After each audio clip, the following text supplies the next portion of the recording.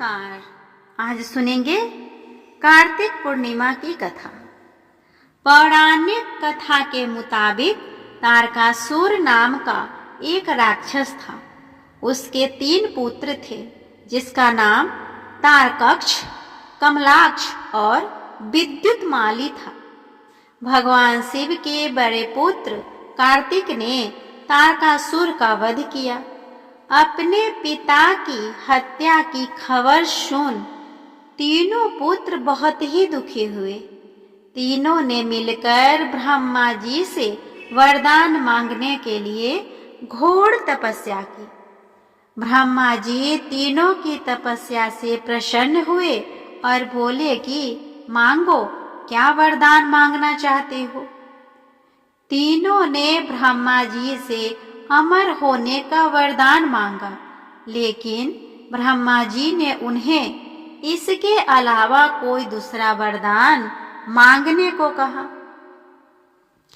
तीनों ने मिलकर फिर सोचा और इस बार ब्रह्मा जी से 3 अलग नगरों का निर्माण करवाने के लिए कहा, जिसमें सभी बैठकर सारी पृथ्वी और आकाश में घूमा जा सके।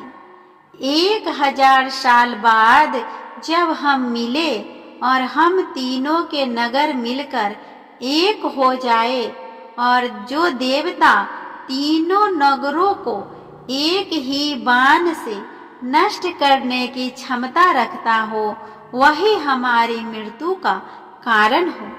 ब्रह्मा जी ने उन्हें यह वरदान दे दिया। तीनों वरदान पाकर बहुत ही खुश हुए। ब्रह्मा जी ने कहने पर मैं दानव ने उनके लिए 3 नगरों का निर्माण किया। तारकक्ष के लिए सोने का, कमला के लिए चांदी का और विद्युतमाली के लिए लोहे का नगर बनवाया गया।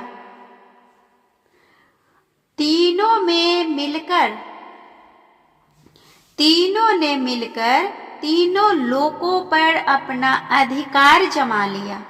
इंद्र देवता इन तीनों राक्षसों से भयभीत हुए और भगवान शंकर की शरण में गए।